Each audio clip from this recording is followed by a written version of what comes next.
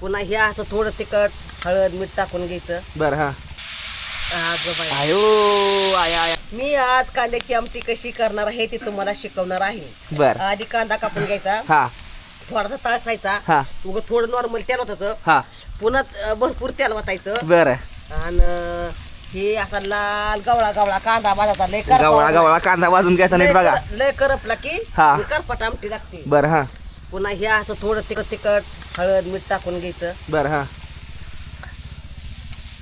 हा चवीसाठी थोडं पीठ टाकायचं. हा.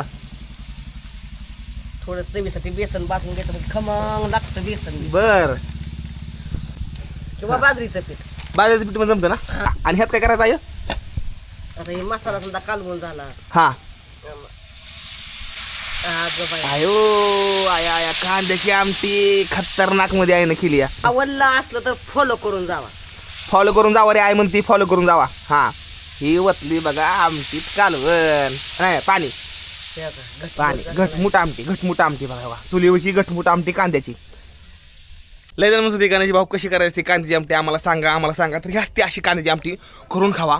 लय जास्त टेस्टी लागते, लई भारी लागती. आणि आवडलं तर सबस्क्राईब करून फॉलो करून जावा आपल्या भावाला.